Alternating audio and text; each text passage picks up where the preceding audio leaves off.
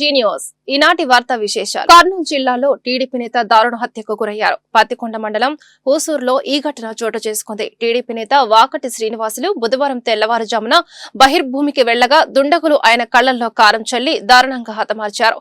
విషయం తెలుసుకున్న కుటుంబ సభ్యులు గ్రామస్తులు ఘటనా స్థలానికి చేరుకుని కన్నీరు మున్నూరుగా వినిపించారు. సమాచారం అందుకున్న డీఎస్పీ శ్రీనివాసరెడ్డి, సీఐ జయన్న ఘటనా స్థలానికి చేరుకుని పరిశీలించి విచారణ చేపట్టారు. ఎమ్మెల్యే కేఈ శ్యాంబాబు మృతుడి కుటుంబ సభ్యులను పరామర్శించారు. హత్య ఘటనకు దారి తీసిన పరిస్థితులను డీఎస్పీతో మాట్లాడారు. నిందితులను గుర్తించి తక్షణమే అరెస్టు చేయాలని ఎమ్మెల్యే కోరారు. ఎమ్మెల్యేకు శ్రీనివాసులు ప్రధాన అనుచరుడు. అసెంబ్లీ ఎన్నికల్లో ఆయన కీలకంగా వ్యవహరించారు. మృతుడి కుటుంబానికి పార్టీ అండగా ఉంటుందని ఎమ్మెల్యే తెలిపారు. ఆ టీడీపీ అతను లీడర్ అయిన ఇంచుమించుగా 8,000 మంది జనాభా ఉన్న ఆ ఓటర్లు ఉన్న విలేజ్కి చాలా పెద్ద లీడర్ ఆయన.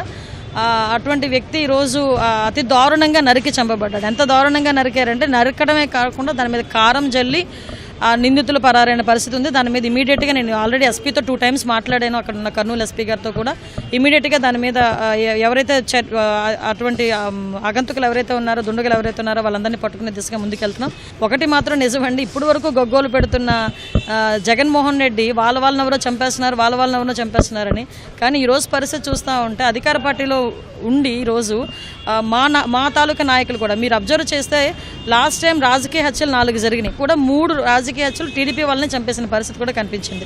ఇప్పుడు ఈరోజు మళ్ళీ ఒక టీడీపీ నాయకుడిని ఈరోజు నరికి చంపడం చూస్తూ ఉంటే నిజంగా వాళ్ళు కావాలని ఇక్కడ లా అండ్ ఆర్డర్ లేదనో లేదంటే ఇక్కడ ఇబ్బందిగా ఉందనో ఒకటి క్రియేట్ చేయడానికి చేస్తున్న సందర్భాన్ని కూడా మనం చూస్తున్నాం. నిందితులు ఎవరైనా కూడా ఎట్టి పరిస్థితులను వదిలిపెట్టే ప్రసక్తి లేదు.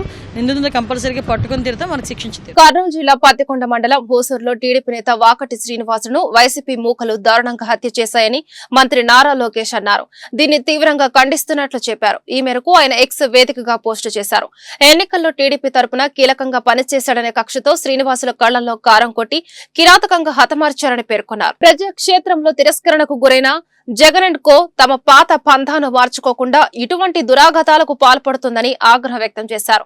తెలుగుదేశం శ్రేణుల సహనాన్ని చేతగానితనంగా భావించకూడదన్నారు. ఇటువంటి దుశ్చర్యలకు పాల్పడే వారిపై ప్రజా ప్రభుత్వం కఠినంగా వ్యవహరిస్తుందని హెచ్చరించారు. శ్రీనివాసుల కుటుంబానికి టీడీపీ అండగా నిలుస్తుందని నారా లోకేష్ హామీ ఇచ్చారు. అగ్రిగోల్డ్ భూ వ్యవహారంలోని మాజీ మంత్రి జోగి రమేష్ కుమారుడు రాజు అరెస్ట్ అయ్యారని మంత్రి కొలుసు పార్థసారథి అన్నారు. రాజకీయ కక్షతో అరెస్టులు చేస్తున్నామని వైసీపీ నేతలు అసత్యాలు చెబుతున్నారని ఆగ్రహం వ్యక్తం చేశారు. మంగళగిరిలోని టీడీపీ కార్యాలయంలో నిర్వహించిన మీడియా సమావేశంలో మంత్రి మాట్లాడారు. సిఐడి అటాచ్మెంట్ లో ఉన్న భూములను చట్ట వ్యతిరేకంగా కొని విక్రయించారు. అటాచ్మెంట్ లో ఉన్న భూములను కొనడం ఎంతవరకు సబాబు? తప్పుడు ధృవీకరణ పత్రాలతో కొనుగోలు చేశారు. అగ్రిగోల్డ్తో డిపాజిట్లు చేసి పేదలు నష్టపోయారు అని పార్థసారథి అన్నారు. రాష్ట్ర ప్రజల భవిష్యత్తు కోసం అందరం కష్టపడదాం, అంతేగాని రాజకీయ కక్షలకు కానీ పొలిటికల్ విక్టిమైజేషన్ కానీ చేసే ఆలోచనతో పని చేయవద్దు. అందరం అనేక సందర్భాల్లో గత ప్రభుత్వం ద్వారా ఇబ్బంది పడ్డ వాళ్ళమే చట్ట వ్యతిరేకంగా.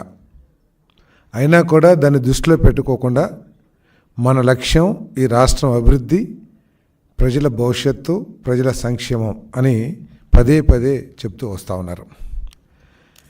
కానీ ప్రతిపక్షం ప్రతి విషయాన్ని కూడా రాజకీయం చేసి రాజకీయ లబ్ధి పొందాలని ప్రయత్నం చేయటం, సిగ్గు చేయటం చెప్పేసి నేను మనవి చేస్తూ ఉన్నాను. విషయం లేని విషయాలు కూడా, ఎటువంటి సబ్స్టెన్స్ లేని విషయాలను కూడా రాజకీయ ప్రచారం కల్పించి ప్రభుత్వం మీద బురదలటానికి ప్రయత్నం చేయటం చాలా శోచనీయం అని చెప్పేసి మనం చేస్తా ఉన్నాను. దాంట్లో భాగంగానే నిన్న మాజీ మంత్రి గారు జోగి రమేష్ గారి కుమారుణ్ణి అగ్రిగోల్డ్ భూ వ్యవహారంలో అరెస్ట్ చేయటం జరిగింది.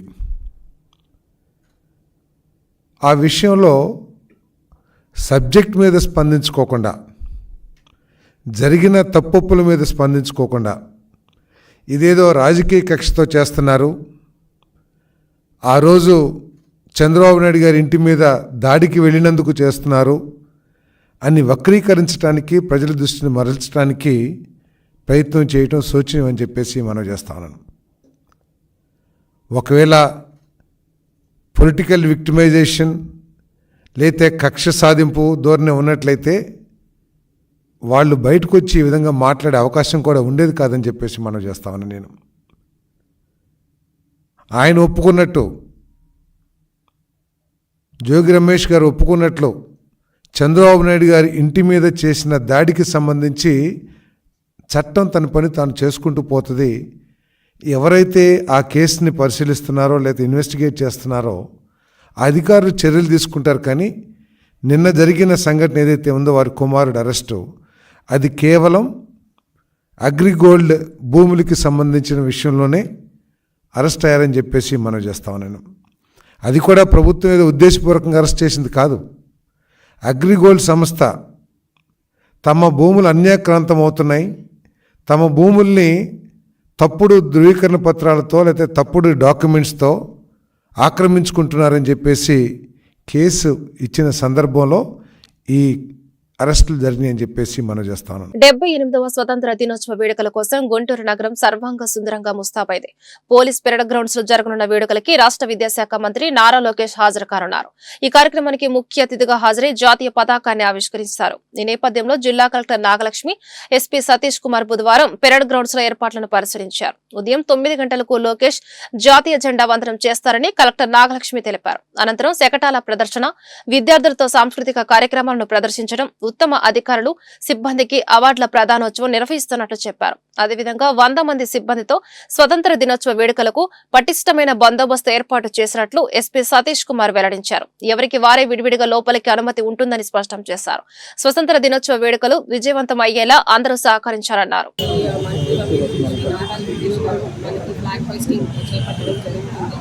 మనకి ఫ్లాగ్ హోయిస్టింగ్ అనేది ఆయన షార్ప్గా 9 o'clock నుంచి 9కి తర్వాత వెంటనే కాగానే ఫ్లాగ్ హోయిస్టింగ్ కార్యక్రమం జరుగుతుంది. మనకి సెరిమోనియల్ కార్యక్రమాలు చేసేలాగా ఫ్లాగ్ హోయిస్టింగ్ తర్వాత మనకి పరేడ్ ఇన్స్పెక్షన్ అనేది ఉంటుంది. పరేడ్ ఇన్స్పెక్షన్ తర్వాత విఐపీ స్పీచ్ ఉంటుంది. విఐపీ స్పీచ్ అయిన తర్వాత పరేడ్ డిస్ప్లేస్ అవ్వడం జరుగుతుంది.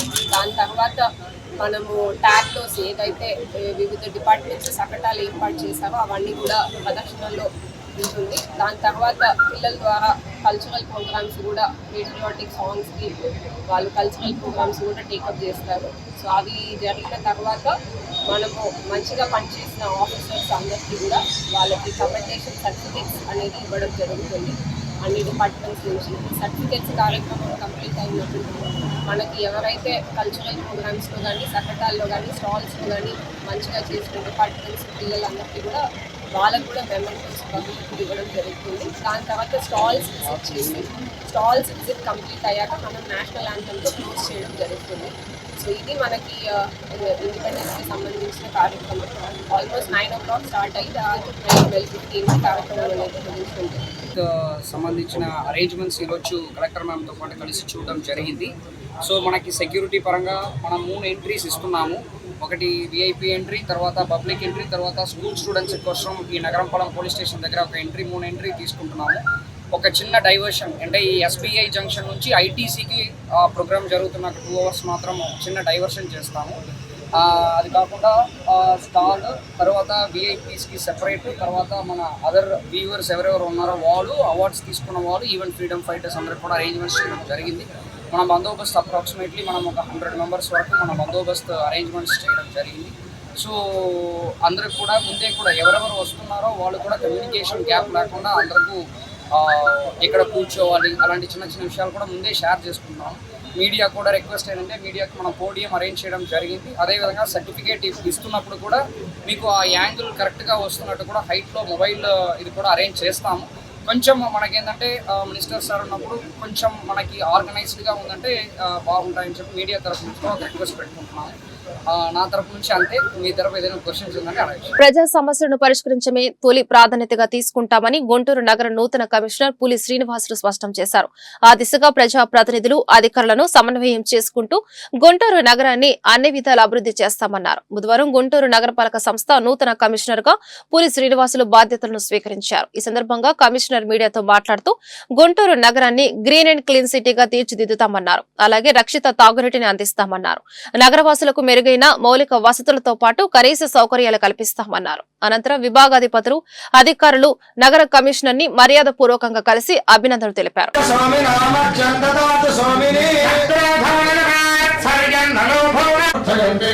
శతమేవ శతమాత్మానం భవతి శతమానందం భవతి శతమైశ్వర్యం భవతి శతమితి శతం దీర్ఘమాయుః అద్య స్ముహూర్తకా ప్రవృత్తిర్వారస్య వాంఛిత ప్రకారేణ అనేకానేక శుభపరంపరాభిద్వారా సర్వత్ర అనేకానేక ఇష్టకామ్యాత్మద్వారా సకల శుభమనోభీష్ట పరిపూర్ణతా సిద్ధిరస్తు భవంతు శ్రీమంతో మహాంతో గృహంతు దేవాస్య దేవదేవస్య విద్యానుగ్రహ ప్రసాదేన श्री भुवनेश्वरी अलभ्ये मंगा समेत श्री प्रसन्न वेंकटेश्वर हत्यानुग्रह प्रसादेन यजमानस्य सर्वकार्येषु राजद्वारे राजमुखे सर्वदानस्य इष्टकाम्यार्थदासिद्धिरस्मि भवन्तु श्रीमन्तो महान्तो गृह्णास्तु यजमानस्य पालना समये वाञ्छित चिन्तनप्रकारेण सकल पुरोगमा सिद्धिरस्मि भवन्तु श्रीमन्तो महान्तो गृह्णास्तु सत्याः ఇక్కడ అడిషనల్ కమిషనర్గా చేస్తూ కొంతకాలము ఫుల్ ఆర్ట్స్ ఇన్ఛార్జి కమిషనర్ కూడా చేయడం జరిగింది. అంటే ఈ నగరాన్ని గురించి నాకు కొంత అవగాహన ఉంది. ఇక్కడ పనిచేసే స్టాఫ్ కానీ వీళ్ళందరితో నాకు మంచి పరిచయాలు ఉన్నాయి. అట్లనే నగర ప్రజలతో కూడా ముఖ్యంగా ప్రముఖులు నగరాభివృద్ధిని కాంక్షించేటటువంటి వాళ్ళందరితో కూడా నాకు అనుబంధం ఉంది. సో రాబోయే రోజుల్లో మరి గుంటూరు నగరపాలక సంస్థ కమిషనర్గా నగరంలో ఉన్నటువంటి ప్రజాప్రతినిధులు సహకారం, అట్లాగే ప్రజల సహకారం, అట్లాగే నగరపాలక సంస్థ ఉద్యోగుల యొక్క సహకారం ఇవన్నీ తీసుకొని ప్రజలకు కావాల్సినటువంటి సర్వీసెస్, ముఖ్యంగా సిటిజన్స్ యాక్టర్ ద్వారా ఇస్తున్నటువంటి సర్వీసెస్ నాణ్యతగా డిస్పోజ్ చేయటం, అట్లనే క్విక్ డిస్పోజల్ ఉండటం, ఆ విషయంలో శ్రద్ధ చూపడం జరుగుతుంది. అదే మాదిరి మీ అందరికీ తెలుసు, నేను ఇక్కడ కమిషనర్గా పనిచేసేటప్పుడు ప్రత్యేకంగా శానిటేషన్ మీద ఎక్కువగా ఫోకస్ చేసేవాళ్ళం. శానిటేషన్ మీద ఫస్ట్ ప్రయారిటీగా నగరపాలక సంస్థలో నా ఐటమ్ ఉంటుంది. అట్లాగే డ్రింకింగ్ వాటర్ కూడా క్వాలిటేటివ్ డ్రింకింగ్ వాటరు ఇవ్వటం, ఇవన్నీ కూడా ప్రయారిటీగా చేసుకోవటం. అట్లనే రెవెన్యూ పరంగా ఆ రోజు మరి హైయెస్ట్ రెవెన్యూ కలెక్షన్స్ ఉండేవి, అట్లా డ్రైవ్ చేసిన సందర్భాలు ఉన్నాయి. ఈ రెవెన్యూలో కూడా మరి లాంగ్ పెండింగ్ బకాయిలు ఏమైనా ఉంటే వాటి పట్ల కూడా దృష్టి సారించి వాటిని ఏ విధంగా రాబట్టాలనేది కూడా చేసి, తద్వారా మరి జిఎంసీకి సంబంధించిన ఆదాయ వనరులు ఏవైతే ఉన్నాయో వాటిని పెంపొందించుకోవటం, వచ్చిన వనరులని సద్వినియోగం చేసుకొని క్వాలిటేటివ్ సర్వీసెస్ అంటే ఇన్ఫ్రాస్ట్రక్చర్ మెయిన్ వాటి పట్ల క్వాలిటేటివ్ సర్వీస్ ప్రజలకు అందించేదానికి మరి ఇక్కడ మేయర్ గారు ఉంటారు, కౌన్సిల్ ఉంటుంది, వీరందరి యొక్క సహాయ సహకారాలు తీసుకొని తర్వాత ప్రజాప్రతినిధులు, ముఖ్యంగా మనకి ఇక్కడ సెంట్రల్ మినిస్టర్ గారు ఉన్నారు, తర్వాత 3 ఎమ్మెల్యేస్ ఈ నగరపాలక సంస్థకు ప్రాతినిధ్యం వహిస్తారు. వీరందరి యొక్క సహకారంతో వారి యొక్క సూచనలు, అట్లనే గౌరవ ముఖ్యమంత్రి వర్యులు ఏదైతే మరి రాబోయే రోజుల్లో ఆయన విజన్ ద్వారా మరి డెవలప్మెంట్ యాక్టివిటీస్ పరంగా ఇది. భారత స్వతంత్ర సంగ్రామంలో ముస్లిం నేతల పాత్ర గణనీయమైందని గుంటూరు తూర్పు ఎమ్మెల్యే మహమ్మద్ నజీర్ అహ్మద్ తెలిపారు. కులమతాలకు అతీతంగా దేశవ్యాప్తంగా జరుపుకునే అతిపెద్ద పండుగ స్వతంత్ర దినోత్సవం అని వివరించారు. బుధవారం గుంటూరు అంజుమన్ ఇస్లామీ సంస్థ ఆధ్వర్యంలో అంజుమన్ హైస్కూల్ నుండి అంజుమన్ షాదిఖానా వరకు అవసత్ చలంగే దేశ్ కెలియే ఆజాదీ అంజుమన్ కే సౌత్ ర్యాలీలో గుంటూరు తూర్పు ఎమ్మెల్యే నజీర్ అహ్మద్ పాల్గొన్నారు. ఈ సందర్భంగా ఎమ్మెల్యే మాట్లాడుతూ అంజుమన్ హైస్కూల్ చదువుకునే విద్యార్థులకు ఉచిత విద్యను అందిస్తున్నామని పేర్కొన్నారు. గత వైసీపీ పాలనలో ఈ స్కూల్ ఫీజులు వసూలు చేశారని ఆరోపించారు. అలాగే అంజుమన్ ఇస్లామియా సంస్థ ద్వారా పలు సేవా కార్యక్రమాలు నిర్వహిస్తామని వివరించారు.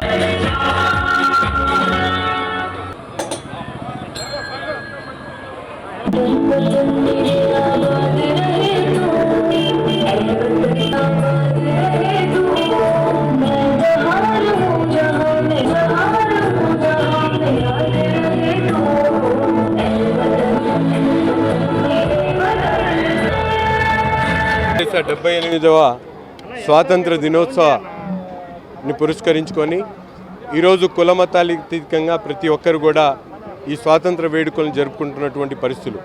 ముఖ్యంగా గుంటూరు నగరంలో ఎంతో అతిపెద్ద పురాతనమైనటువంటి అంజుమన్ ఇస్లామియా కమిటీ నూతన కార్యవర్గం ఏర్పడిన తర్వాత మొదటి కార్యక్రమంగా ఆజాదీ అంజుమన్ కే సాత్ నినాదంతో, అంటే అంజుమన్ సంస్థ కూడా ఈ స్వాతంత్ర స్వాతంత్ర పోరాటంలో భాగస్వాములైనటువంటి మేధావుల్ని, ముస్లిం ఉలమాల్ని, ముస్లిం పెద్దల్ని గుర్తు చేసుకుంటూ ఈ కార్యక్రమాన్ని తీసుకోవడం చాలా గొప్ప విషయం. ఎందుకంటే భారతదేశ స్వాతంత్ర పోరాటంలో అనేక మంది ముస్లిం మేధావులు, ఉలమాలు ప్రాణాలు బలి తీసుకున్నటువంటి పరిస్థితులు, వాళ్ళు యుద్ధ పోరాటంలో అనేక మంది అసూలు వాసినటువంటి పరిస్థితులు ఈరోజు రాష్ట్రంలో కానీ దేశంలో ఉన్నటువంటి ప్రజానికానికి తెలియజేయాలనే ఒక మంచి సంకల్పంతో ఈ కార్యక్రమాన్ని తీసుకోవడం జరిగింది. అంతేకాకుండా అంజుమన్ సంస్థ ఏర్పడినప్పటి నుంచి కూడా గుంటూరు నగరంలో అనేక మంది ముస్లింలకు అవసరమైనటువంటి సామాజిక సేవా కార్యక్రమాలతో పాటు ముఖ్యంగా బైలాస్లో పెట్టినటువంటి విధంగా ప్రతి ఒక్క కార్యక్రమాన్ని రాబోయేటువంటి రోజుల్లో చేపట్టేటువంటి పరిస్థితులు ఉన్నాయి. ముఖ్యంగా మీ అందరూ కూడా చూస్తూ ఉన్నారు, అంజుమన్ ఇస్లామియా స్కూల్ దాదాపు 800 మంది విద్యార్థులు ఉచితంగా ఈరోజు విద్యాబోధన అందిస్తున్నటువంటి పరిస్థితులు.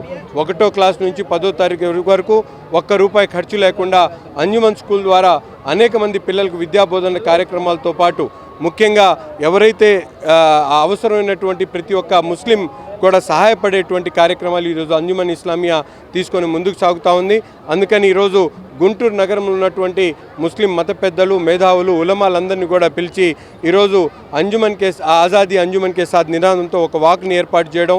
ఈ వాక్లో పెద్దలందరూ మాజీ అధ్యక్షులు మొహిద్దీన్ గారు, అలాగే పెద్దలు అనేక మంది కార్యక్రమంలో భాగస్వాములైనటువంటి పరిస్థితుల వారందరూ కూడా పేరు పేరున హృదయపూర్వకమైనటువంటి ధన్యవాదాలు తెలుపుతా ఉన్నాను. శ్రీశైలం జలాశయ పరిసరాల్లో చేపల వేటపై ప్రభుత్వం ఆంక్షలు విధించింది. చేపల వేట నిషేధ కాలం అమలు చేస్తున్నట్లు మత్స్యశాఖ ఉత్తర్వులు జారీ చేసింది. జూలై, ఆగస్టులో చేపల సహజ సంతానోత్పత్తి సమయమని, ఈ సమయంలో శ్రీశైల జలాశయం, బ్యాంకు వాటర్స్ లో చేపల వేట వద్దని ఆదేశించింది. శ్రీశైలం ప్రాజెక్టు నుంచి నీటి విడుదల ఆగిపోవడంతో మత్స్యకారులు పుట్టింటిలపై బయలుదేరి చేపలు వేటాడుతున్నారు. ఎగువ ప్రాంతాల నుంచి వరద ప్రవాహం నిలిచిపోవడంతో సోమవారం ప్రాజెక్టులో గేట్లని మూసివేశారు. దీంతో డ్యాం దిగువన ఉన్న రజప్పాలో చేపలను పట్టుకునేందుకు కృష్ణా తీరంలోని పాతాళగంగ, లింగాలగట్టు గ్రామాల్లోని మత్స్యకారులు పుట్టీలపై బయలుదేరారు. ప్రాజెక్టు నుంచి దూకుతున్న నీటికి ఎదురెళ్లే పెద్ద చేపల డ్యాం దిగువన ప్లంజంలోకి చేరతాయి. వీటి కోసమే మత్స్యకారులు వలలతో వేట సాగిస్తున్నారు. ఈ నేపథ్యంలో మత్స్యశాఖ అధికారులు ఉత్తర్వులు జారీ చేశారు. 2 రోజుల పాటు ఆంధ్రప్రదేశ్ లో భారీ వర్షాలు పడతాయని విశాఖపట్నం వాతావరణ కేంద్రం తెలిపింది. రాయలసీమ నుంచి తమిళనాడు మీదుగా కొమోరియన్ 8235 వరకు అల్పపీడన ద్రోణి కొనసాగుతున్నందున వర్షాలు పడతాయని వెల్లడించింది. రాయలసీమలో మోస్తారు వర్షాలు, కోస్తా జిల్లాలో తేలికపాటి నుంచి మోస్తారు వర్షాలు కురుస్తాయని తెలిపింది. 30 నుంచి 40 కిలోమీటర్ల వేగంతో గాలులు వీచే అవకాశం ఉందని వెల్లడించింది. దేశ ప్రధాని నరేంద్ర మోడీ పాలనలో భారతదేశం ప్రపంచంలోనే అగ్రగామిగా నిలిచిందని గుంటూరు తూర్పు ఎమ్మెల్యే మహ్మద్ నజీర్ అహ్మద్, బీజేపీ జిల్లా అధ్యక్షులు వనమా నరేంద్ర, జూపూడి రంగరాజు వ్యాఖ్యానించారు. ఎన్డీఏ కూటమి ప్రభుత్వం రాష్ట్ర అభివృద్ధికి కట్టుబడి ఉందని వివరించారు. గుంటూరు హిందూ కాలేజీ సిగ్నల్ సమీపంలోని మహాత్మా గాంధీ విగ్రహానికి ఎన్డీఏ కూటమి నాయకులు పూలమాలలు వేసి ఘనంగా నివాళులు అర్పించారు. అనంతరం బీజేవైఎం ఆధ్వర్యంలో జరిగిన హర్ ఘర్ తిరంగా బైక్ ర్యాలీని ఎమ్మెల్యే నజీర్ అహ్మద్, వనమా నరేంద్ర ప్రారంభించారు. ఈ మేరకు వారు మీడియాతో మాట్లాడుతూ దేశ ప్రధాని నరేంద్ర మోడీ ఆకాంక్ష మేరకు ఆగస్టు 15వ తేదీన స్వతంత్ర దినోత్సవం పురస్కరించుకొని ప్రతి ఇంటిపై జాతీయ జెండా రెపరెపలాడాలని ప్రజలకు పిలుపునిచ్చారు. ఇలాంటి కార్యక్రమాల ద్వారా ప్రజల్లో దేశభక్తి పెరుగుతోందన్నారు. ఈ కార్యక్రమంలో ఎన్డీఏ కూటమి నాయకులు పాల్గొన్నారు. గుంటూరు నగరంలో భారతీయ జనతా పార్టీ యువమోర్చా ఆధ్వర్యంలో, ఎన్డీఏ కూటమి తెలుగుదేశం, జనసేన ఆధ్వర్యంలో ఈరోజు స్వతంత్ర దినోత్సవం సందర్భంగా త్రివర్ణ పతాకంతో బైక్ ర్యాలీ నిర్వహిస్తున్నాము. దీనికి ముఖ్య అతిథిగా గుంటూరు ఈస్ట్ ఎమ్మెల్యే నజీర్ గారు, కానీ భారతీయ జనతా పార్టీ సీనియర్ నాయకులు రంగరాజు గారు ఇచ్చేసి ఉన్నారు.